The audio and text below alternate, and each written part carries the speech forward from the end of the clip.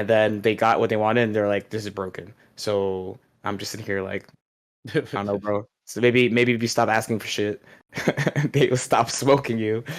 What's going on, everybody? ApologyMan here, and today me and Lord Knight are going to be talking about the new ban that was just announced. Are you some scrub who can't handle plus frames? Do you cry every night at the thought of Happy Chaos shooting you full screen? Do you think Wouse loused, even though louse just Faust? Well, do I have the offer for you? Tell him, Lord Knight. What? Subscribe to the Beast Coast FGC channel today. For CEO for Dragon Ball Fighters, they're actually banning Lab Coat 21 at this tournament. Pretty big precedent. I've been playing competitive fighting games for a while, and I've never had a character in the game that I played actually banned. So this is pretty insane that they did this. What do you think about this, Lord Knight? I think this is insane. I didn't think they would do it. I think it's pretty crazy too.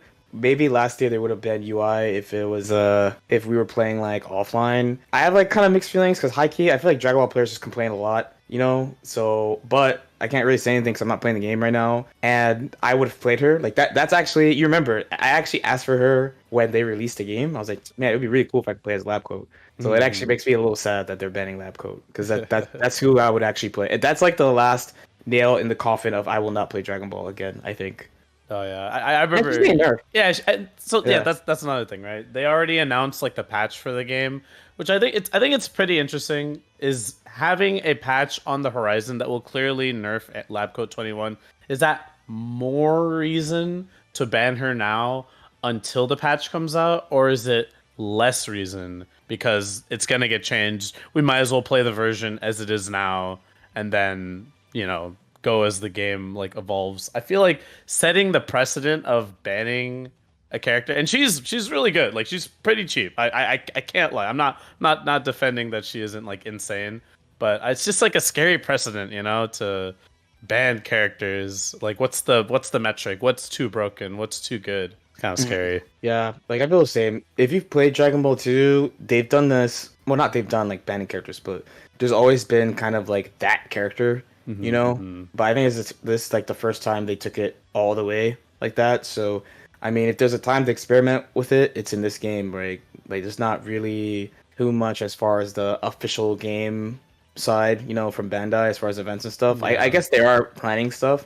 but they haven't been telling us too much about their plans really. So if there's a time to do it, it's now. Just see how it goes, see if it's better for the game. The only thing that people have to be ready for is that people are just going to go back to complain about Vegito and SSJ for Gogeta. Yeah, exactly. So like that's the thing. Like I just think it's I don't think it's like a waste of time, but like just I always thought in Dragon Ball like the character discourse was some of the worst I've seen, frankly. And a lot of times I always thought like the characters they add that people really tend to complain about a lot, like GT or like UI, like it's actually like Bandai gave the character stuff that everyone asked for, and then they got what they wanted, and they're like, this is broken. So I'm just sitting here like, I don't know, bro. So maybe if you stop asking for shit, they will stop smoking you, right? But hey, anyway, she's banned, so who cares? And yeah, I don't even think she's like the most broken character to even like exist in this game's meta by far. Like we both of us played season one, and like we seen some shit, man. We see like I remember season one, adult Gohan doing like DP plus like Vegeta assist into like I got clips. I got clips in case people forgot. I got clips of adult Gohan players doing wake up DP, call Kid Buu assist, vanish, and then 50-15 me, and then killing me. I got the clips just sitting ready. Anytime someone says I over exaggerating, I got the clips ready. So I don't know what you want. Oh my god, dude! There was so much stuff, and there was stuff like even Gotenks in season one. I think was underdeveloped too. Like his Beyblade was like plus on block, and like that version was super duper broken. And even in season two, I think GT Goku like has a precedent of being even stronger. I know that's like a thing a lot of people talk about. Is like, nah, GT Goku not even close to how cheap Lab Coat was. I'm like, bro, GT Goku was pretty damn good, dude. A character puts you in like three-way spirit bomb Oki and like must use assist and like amazing damage high low all this stuff. Like you had to put him on your team. So I don't even think Lab Coat is like a level that's so good that she's like this is the cheapest character that's ever been in the game. She has to be banned. I think the vibe of the game is just kind of different now. Everyone's like, I don't know, maybe they just are dissatisfied with how DBFZ is overall in general, and then maybe they were like, oh, this is like maybe this is the last character. Maybe we can do something to like make the game like more enjoyable and fun again. I actually don't know, but I do feel like the vibe of the community is different to Agreed. like make this the solution Agreed. to dealing with lab coat as opposed to just I don't know putting up with all the nonsense that we did before. It's a pretty big step, and like you said, there have been characters who it's the same thing, right? Because the argument was like she has to be on every team, but like that's happened a couple times where people said this character had to be on the same team. So I don't really think that like 21 is specifically different. The main thing that I would probably give people is for people who are like she makes tournaments take too long Yeah. because of the debuff. I think that's actually pretty fair. Dragon Ball is a really long game. I'm not gonna say routinely, but I've definitely played in grand finals that have taken more than an hour before. Mhm. So that I could definitely give people. Besides that, it's just like I don't know, I don't know. Yeah. There's Yeah. still No, you're for you're sure. you're going back to Vegito. You know. No, yeah, yeah. I think that's probably like the most valid argument is you know you got to respect the TOs. Like DBFZ historically has always been a game that takes a long time.